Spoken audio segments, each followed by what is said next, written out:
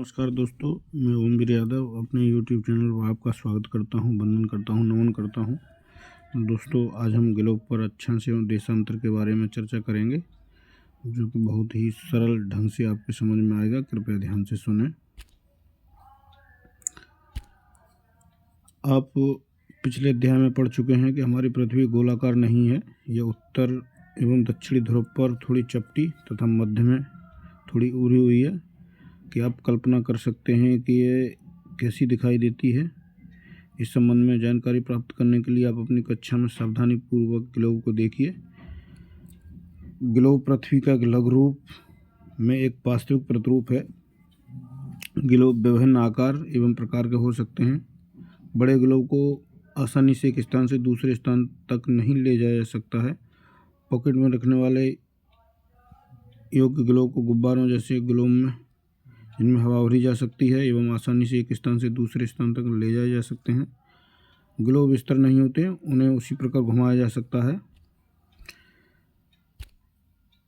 जैसे कुम्हार का पहिया या लट्टू घूमता है। ग्लोब पर देशों, महाद्वीपों एवं महासागरों पर उनके सही आकार में दिखाया जाता है। पृथ्वी के समान किसी गोले पर किसी बिंदु की स्थिति का वर्णन करना कठिन है। अब प्रश्न यह उठता है कि इस प्रकार किसी स्थान की स्थिति कैसे बताई जा सकती है। इसके लिए हमें कुछ बिंदुओं एवं रेखाओं के संदर्भ की आवश्यकता होगी।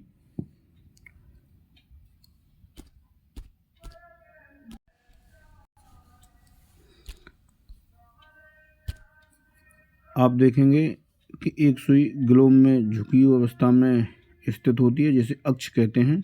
ग्लोब पर वे दो बिंदु जिनसे होकर ये सुई गुजरती है उत्तर और दक्षिणी ध्रुव माने जाते हैं। ग्लोब में जो सुई अंदर से गुजरती है वो दक्षिणी और उत्तरी ध्रुव से होकर गुजरती है। ग्लोब को इस सुई के चारों ओर पृथ्वी की भांति पश्चिम से पूर्व ओर घुमाया जा सकता है, लेकिन याद रखें कि इन दोनों में यह अंतर है कि पृथ्वी पर वास्तव में ऐसी कोई सुई नहीं होती। वह अपने अक्ष पर चारों ओर घूमती है, जो कि काल्पनिक रेखा होती है। उस तरह की सुई जैसे ग्लोब में पड़ी होती है वैसी सुई नहीं होती है, बल्कि काल्पनिक रेखा होती है। कल्पना करते हैं कि यह पृथ्वी हमारी इसी अक्ष के पर घूमती है जैसे ग्लोब घूमता है। यह अन्य काल्पनिक रेखा भी ग्लोब के दो बराबर भागों में बांटती है। जो काल्पनिक रेखा होती है ग्लोब की तरह ही पृथ्वी को दो बराबर भागों में बांटती है। तो काल्पनिक रेखा भी ग्लोब को दो बराबर भागों में बांटती है। ठीक है ना, तुलना उसी से की जा रही है।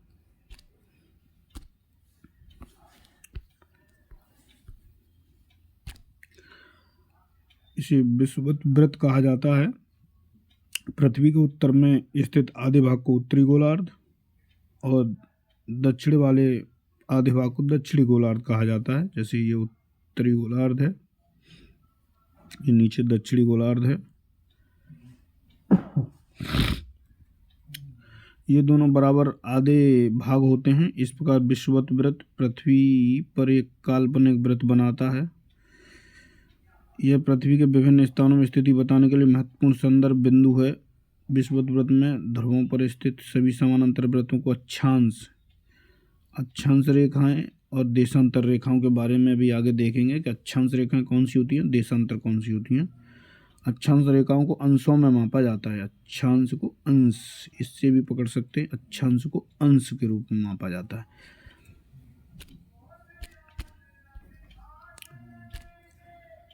विषुवत वृत्त शून्य अंश अक्षांश को दर्शाता है, जो कि विषुवत वृत्त में दोनों तरफ ध्रुवों के बीच की दूरी एवं पृथ्वी के चारों ओर के वृत्त का 1/4 है।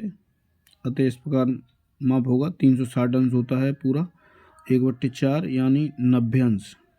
इस प्रकार 90 अंश उत्तरी अक्षांश उत्तरी ध्रुव को दर्शाता है और 90 अंश दक्षिणी अक्षांश दक्षिणी ध्रुव को दर्शाता है। इस प्रकार विषुवत वृत्त के उत्तर की सभी समांतर रेखाओं को उत्तरी अक्षांश रेखाएं, ऊपर वाली को उत्तरी अक्षांश रेखाएं तथा विषुवत वृत्त के दक्षिणी स्थित सभी समांतर रेखाओं को दक्षिणी अक्षांश की रेखाएं कहा जाता है। इसलिए प्रत्येक अक्षांश के मान के साथ उनकी दिशा यानी उत्तर या दक्षिण को भी लिखा जा सकता है। क्योंकि अगर आप अक्षांश को केवल पढ़ेंगे, उत्तर और दक्षिण नहीं पढ़ेंगे, तो आपको पता नहीं चलेगा कि ये ग्लोब में ऊपर की तरफ का अक्षांश बताया गया है या नीचे की तरफ का अक्षांश बताया गया है। इसलिए उत्तर और दक्षिणी अक्षांश कहेंगे साथ में।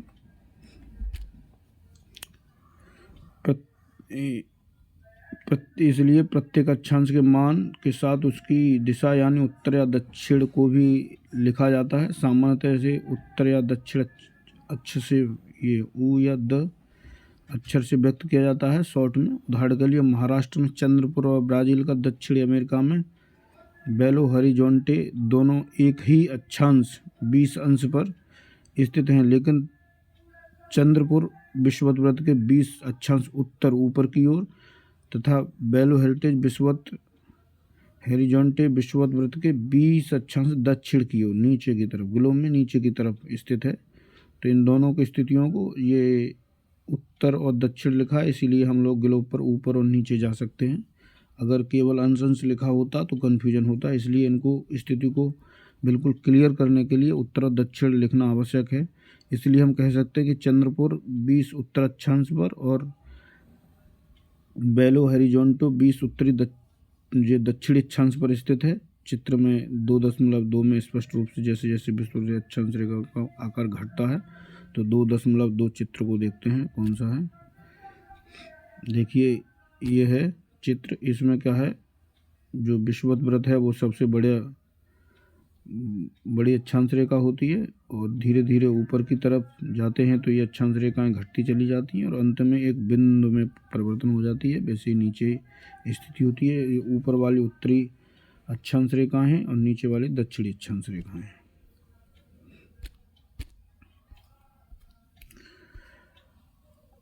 महत्वपूर्ण अक्षांश एवं देशांतर रेखाएं। अक्षांश एवं समानांतर रेखाओं को देखते हैं। अक्षांश रेखाएं क्या होती हैं? विषुवत जीरो वृत्त, जो बीच वाला जो ये होता है, ये विषुवत वृत्त होता है। उत्तरी ध्रुव 90 अंश उत्तर को और दक्षिणी ध्रुव 90 अंश दक्षिणी नीचे की तरफ को। अतिरिक्त 4 महत्वपूर्ण अक्षांश रेखाओं और भी हैं। ये हैं, देखिए, ये ध्रुव के अलावा 4 और अक्षांश रेखाएं हैं।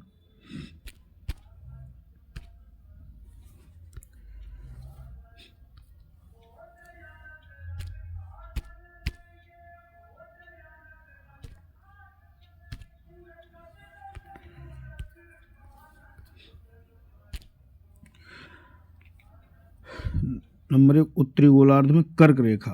कर्क रेखा हमारे भारत से भी होकर गुजरती है। 23.5 उत्तरी अक्षांश है। नंबर 2 दक्षिणी गोलार्ध में मकर रेखा, जो विषुवत वृत्त के नीचे की तरफ होती है। नंबर 3 विषुवत वृत्त के 66.5 अंश उत्तर में ऊपर की तरफ। उत्तरी ध्रुव वृत्त और विषुवत रेखा के 66.5 दक्षिण में दक्षिणी ध्रुव वृत्त।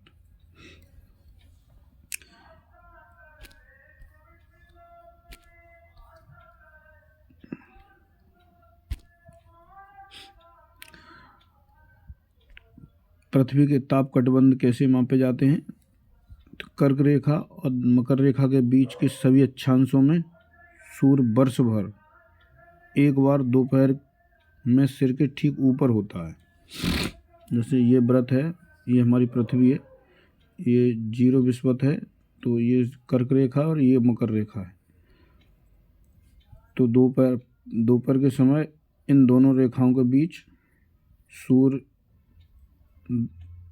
सीधा ऊपर हमारे सर पर होता है, इसलिए इस क्षेत्र को सबसे अधिक ऊष्मा प्राप्त होती है और इसे उष्ण कटिबंध कहा जाता है इस क्षेत्र को, क्योंकि यहाँ सूर्य दोपहर के समय हमारे सर के ऊपर होता है, तो सबसे ज़्यादा प्राप्ति यहीं ऊर्जा जो ऊष्मा होती है वो प्राप्त होती है। कर्क रेखा एवं मकर रेखा के बाद किसी भी अक्षांश पर दोपहर का सूर्य कभी भी सर के ऊपर नहीं होता। ध्रुव की तरफ सूर्य की किरणें तिरछी होती जाती हैं, जब उत्तरी गोलार्ध में मकर रेखा एवं उत्तरी ध्रुव वृत्त तथा दक्षिणी गोलार्ध में मकर रेखा एवं दक्षिणी ध्रुव वृत्त, ये मकर रेखा और दक्षिणी ध्रुव है, ये कर्क रेखा और उत्तरी ध्रुव है, के बीच तापमान मध्यम रहता है, इसलिए इसे शीतोष्ण कटिबंध कहते हैं। न यहाँ ज़्यादा गर्मी होती है और न ही ज़्यादा ठंड होती है, इसलिए इसे शीतोष्ण कटिबंध कहा जाता है। उत्तरी गोलार्ध में उत्तरी ध्रुववृत्त, उत्तरी ध्रुव तथा दक्षिणी गोलार्ध में दक्षिणी ध्रुववृत्त तथा दक्षिण ध्रुव के बीच के क्षेत्र में ठंड बहुत होती है, क्योंकि यहाँ सूर्य क्षितिज से ज़्यादा ऊपर नहीं आ पाता है, इसलिए शीत कटिबंध होते हैं। देखिए ये जो पृथ्वी है हमारी, ये 0 विषुवत होता है, ये मकर रेखा, ये सॉरी कर्क रेखा, ये मकर रेखा और ये ध्रुव, दक्षिणी ध्रुव उत्तरी ध्रुव। तो यहाँ सूर्य हमेशा सर के ऊपर चमकता है।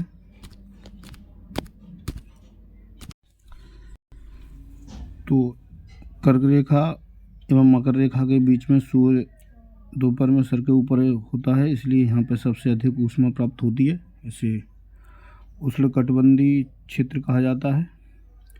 66.5 उत्तरी और 66.5 दक्षिण में ये जो भाग होता है, यहाँ पर सूर्य की किरणें तिरछी प्राप्त होती हैं, इसलिए यहाँ न ज़्यादा ठंड होती है न गर्मी, इसलिए शीतोष्ण कटिबंध कहा जाता है। और जब ध्रुवों की तरफ जाते हैं तो सूर्य की किरणें ज़्यादा तिरछी हो जाती हैं, तो यहाँ सबसे ज़्यादा ठंड होती है, इसे शीत कटिबंध कहा जाता है। अब देखते हैं देशांतर क्या है। अभी तो अक्षांश है, अब देशांतर के बारे में जानकारी प्राप्त करेंगे। देखिए ये देशांतर हैं, ये हमारी पृथ्वी है, इस पर ये जो रेखाएं होती हैं ये अक्षांश कहलाती हैं। और अगर ध्रुव से उत्तरी ध्रुव से दक्षिणी ध्रुव को मिलाएं रेखाएं, तो ये जो है देशांतर रेखाएं कहलाती हैं।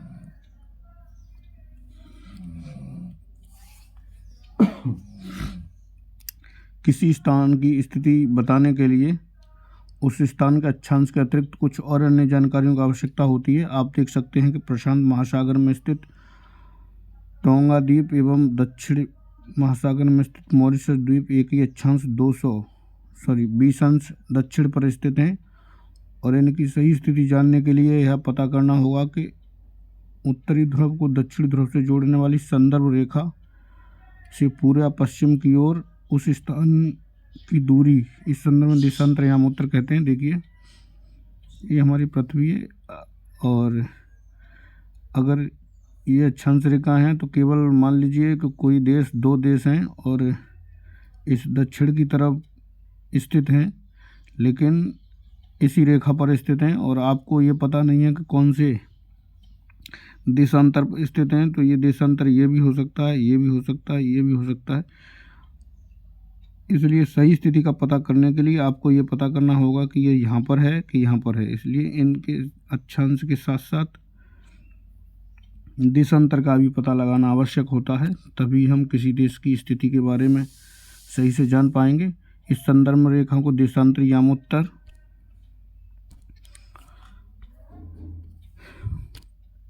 कहते हैं। इनके बीच की दूरी देशांतर के अक्षांशों में मापा जाता है, अंशों में मापते हैं इसको। प्रत्येक अंश को मिनट तथा मिनट को सेकंड में विभाजित किया जाता है। ये अर्धवृत्त तथा उसके बीच की दूरी ध्रुवों की ओर बढ़ने पर घटती जाती है और ध्रुवों पर शून्य हो जाती है। जैसे जैसे ऊपर की तरफ चलेंगे ये दूरी सबसे ज़्यादा है, फिर ये कम होगी, फिर ये कम होगी, अंत में जाके ध्रुवों पर शून्य हो जाती है।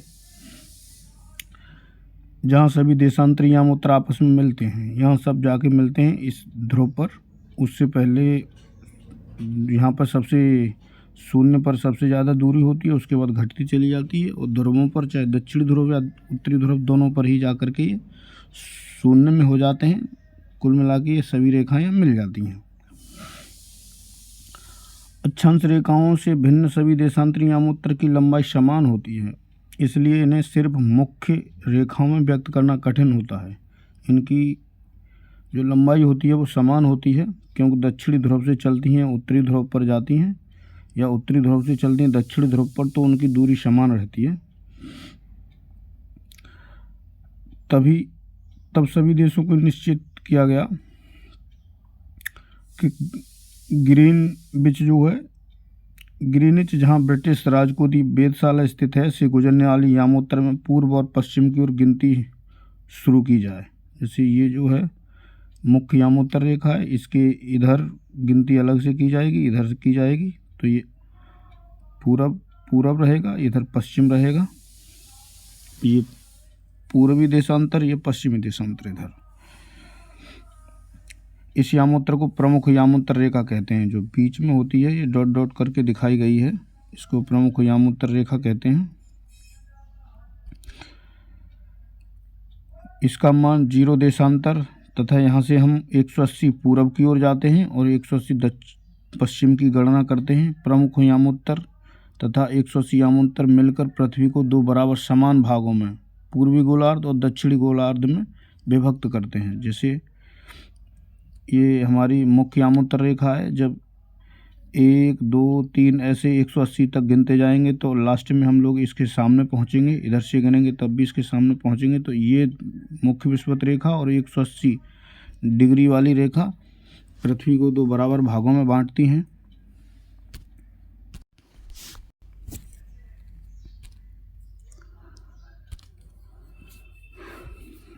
पूर्वी गोलार्ध पश्चिमी गोलार्ध में विभक्त करते हैं, इसलिए किसी स्थान पर देशांतर के आगे पूर्व के लिए अक्षर पू ऐसे लिखते हैं और पश्चिम के लिए पा लिखते हैं। यह रोचक होगा कि 180 पूर्व और 180 पश्चिम यामोत्तर एक ही रेखा पर स्थित होते हैं, चाहे इधर से हम लोग पीछे जाएं चाहे इधर से जाएं, 180 पर जाके एक ही रेखा पर पहुंचेंगे। अब ग्लोब पर अक्षांश रेखाएं और देशांतर यामोत्तर के बीच बनी ग्रिड को देखो। अगर आप किसी स्थान के अक्षांश के बारे में सही से पता करेंगे तो सही जानकारी है, ग्लोब पर आप उस स्थान पर पता आसानी से लगा सकते हैं। उदाहरण के लिए असम में ध्रुव 26 उत्तरी अक्षांश और 90 पूर्वी देशांतर पर स्थित है। अब उस बिंदु को देखें जहां दोनों रेखाएं एक दूसरे को काटती हैं, यह बिंदु धुरी की सही स्थिति पता करेगा। मान लीजिए कोई देश यहाँ पर स्थित है, तो इस देशांतर को हम लोग पता करेंगे और इस अक्षांश को पता करेंगे। जब ये देशांतर अक्षांश दोनों जिस बिंदु पर काटेंगे वह दो देश वहीं पर स्थित होगा। इसको समझने के लिए आप कागज पर समान दूरी वाली क्षैतिज रेखाएं ऊर्ध्वाधर रेखाएं खींचिए। ऊर्ध्वाधर रेखाओं को संख्या 1 2 3 तथा क्षैतिज को क ख ग के अक्षरों पर व्यक्त करिए। करके देखिए एक बार। मान लीजिए ऊर्ध्वाधर रेखा देशांतर रेखा क्षैतिज रेखा उत्तरी अक्षांश को व्यक्त करती हैं।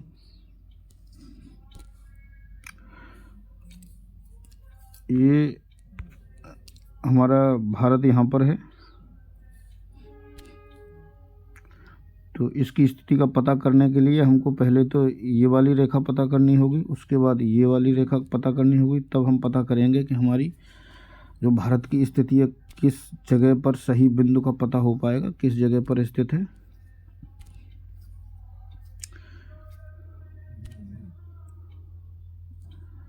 ये विश्व के सभी समय क्षेत्र दिए गए हैं, तो हमारे भारत में जो है 2 समय जोन हैं। मैं बांट सकते थे, क्योंकि हमारा जो भारत का विस्तार है 30 अंशों में है, लेकिन हमारे देश में 2 समय जोन हो जाते, इसलिए इस समस्या का निवारण करने के लिए हमने एक भारतीय यामोत्तर रेखा का चयन किया और उसी के आधार पर हमारे देश में एक ही समय रेखा है।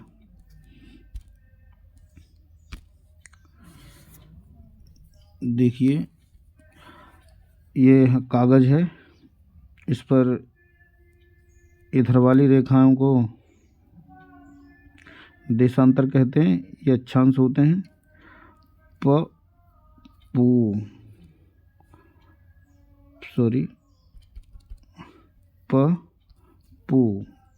पू अच्छा, तो ये अक्षांश होते हैं। पा से पूरब,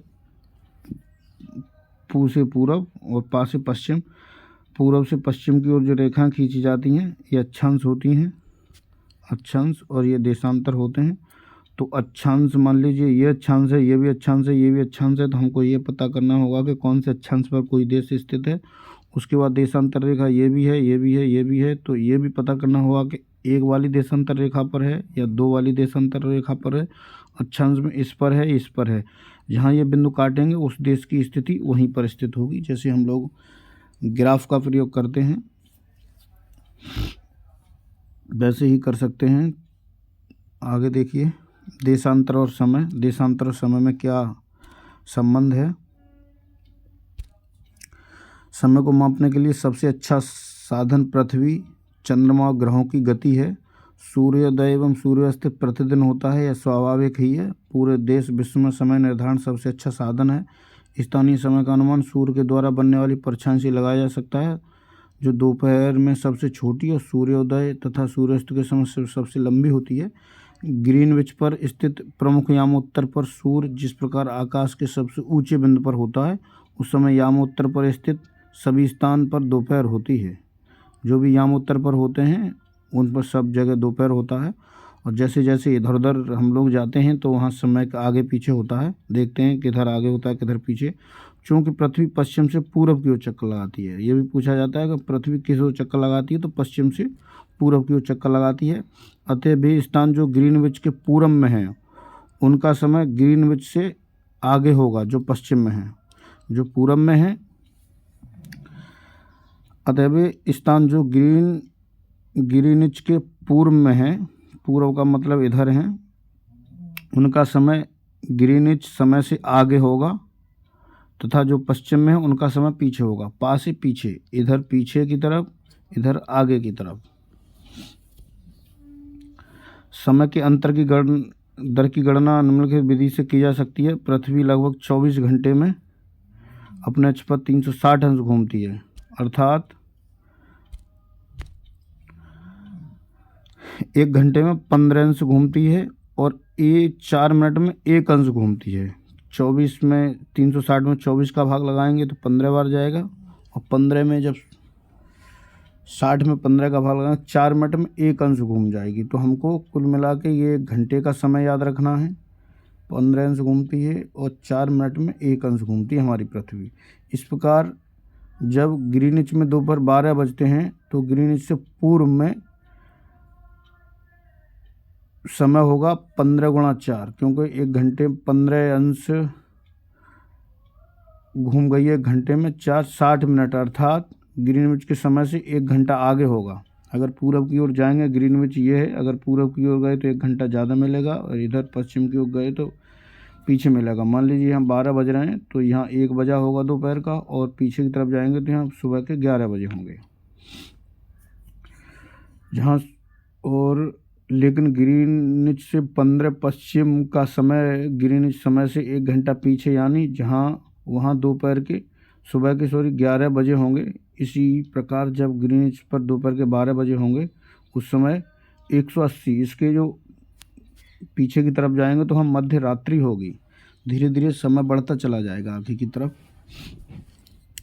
किसी भी स्थान पर जब सूर्य आकाश में अपने उच्चतम बिंदु पर होता है तो दोपहर के समय वहाँ घड़ी में दिन में 12 बजते हैं। इस प्रकार घड़ी के द्वारा दिखाया गया उस स्थान का स्थानीय समय होगा। आप देख सकते हैं कि दिए गए देशांतर यामोत्तर पर सभी स्थानों का स्थानीय समय समान होता है। हम मानक समय क्यों मानते हैं? मानक समय क्यों माना है, क्या ज़रूरत पड़ी है ऐसी? तो देखिए, अलग अलग यामोत्तर पर स्थित स्थानों के बीच स्थानीय समय में अंतर है, क्योंकि एक देश उत्तरी अक्षांश दक्षिणी अक्षांश देशांतर जो भी है सब में फैला हुआ है। ये तो है नहीं कि हर देश एक बिंदु की तरह होता है, तो ये उनमें समय में अंतर होता। इन सब की समस्या को दूर करने के लिए एक देश का एक निश्चित यामोत्तर रेखा समय रेखा मानी गई है। उदाहरण के लिए बहुत से देशांतरों में होकर गुजरने वाली रेलगाड़ियों के समय के लिए सारणी तैयार करना कठिन होता अगर ये हम नहीं मानते। भारत में गुजरात के द्वारका और असम के डिब्रूगढ़ के स्थानीय मान में लगभग 1 घंटा 45 मिनट का अंतर है। मान लीजिए हमारे भारत में, इसलिए यह आवश्यक है कि देश के मध्य से होकर गुजरने वाली किसी यामोत्तर को स्थानीय समय को देश का मानक समय माना जाए। इस यामोत्तर रेखा के स्थानीय समय के पूरे देश को मानक समय माना जाता है। भारत में 182 डिग्री को मानक यामोत्तर माना गया है। इस यामोत्तर के स्थानीय समय को पूरे देश का मानक समय माना जाता है। इसे भारतीय मानक समय कहा जाता है। तो मानक समय हमारा 82.5 पूर्वी देशांतर रेखा है। ये जो है ये हमारी देश हमारा यहाँ से यहाँ तक लगभग 30 अंशों में विस्तृत है। तो इसमें 2 जोनों में बांटा जा सकता था, क्योंकि यहाँ से जब 30 अंश का है तो 4 मिनट में 1 अंश घूमा जाता है, 2 घंटे का अंतर होता है। इसलिए हमने इस समस्या का निस्तारण के लिए बीच से गुजरने वाली एक रेखा या इसको मानक यामोत्तर रेखा माना और इसी के अनुसार समय का निर्धारण किया। तो हमारे देश में ये समस्या अब नहीं है, एक ही मानक समय है। कबीर भोपाल के निकट एक छोटे से शहर में रहता है। वो अपने मित्र आलोक से कहता है कि लोग आज रात्रि में नहीं सो पाएंगे। भारत और इंग्लैंड के बीच एक क्रिकेट मैच लंदन में 2 बजे अपराह्न शुरू होगा। लंदन कहाँ पर है? तो वहाँ 2 बजे शुरू हो रहा है, अर्थात भारत के समय अनुसार मैच शाम 7:30 बजे शुरू होगा, लेकिन भारत में 7:30 बजा होगा तथा देर रात्रि में समाप्त होगा। क्या आप जानते हैं कि भारत और इंग्लैंड के बीच में समय में क्या अंतर है? भारत ग्रीनिच के पूर्व 82.5 पूर्व में स्थित है। यहाँ समय का ग्रीनिच 5.5 घंटा आगे रहता है हमारा। ये अक्सर प्रश्न पूछा जाता है, तो 5.5 घंटा याद रखेंगे। इसलिए जब लंदन में दोपहर के 2 बजेंगे तो भारत में शाम के 7:30 बजे होंगे। कुछ देशों में देशांतरिक विस्तार अधिक है, इसके कारण यहाँ 1 से अधिक मानक समय अपनाए गए हैं। उदाहरण के लिए रूस में 11 मानक समय अपनाया गया है। पृथ्वी के 1-1 घंटे वाले 24 समय क्षेत्रों में बांटा गया है। इस प्रकार प्रत्येक समय क्षेत्र में 15 देशांतर तक क्षेत्र से घिरा हुआ है जो। तो कुछ देशों में अब इनके उत्तर दीजिए। पृथ्वी का सही आकार क्या है? ग्लोब क्या है? कर्क रेखा का अक्षांशी मान क्या है? पृथ्वी के 3 ताप कटबंध कौन से हैं? अक्षांश और देशांतर रेखाएं क्या होती हैं? ऊष्मा की सबसे अधिक मात्रा उष्णकटिबंध में क्यों प्राप्त होती है? जब भारत में शाम के 5:30 बजे हैं तो लंदन में दोपहर के 12 क्यों बजते हैं? अभी देखा आपने। ठीक है दोस्तों, आप मेरे चैनल को सब्सक्राइब करें, लाइक करें, शेयर करें, जिससे मैं और भी वीडियो लाऊं। तो हम सबसे बेसिक तरीके से तैयारी शुरू किए हैं और एक दिन एक बहुत बड़ा वृक्ष तैयार करेंगे। साथ रहें। धन्यवाद।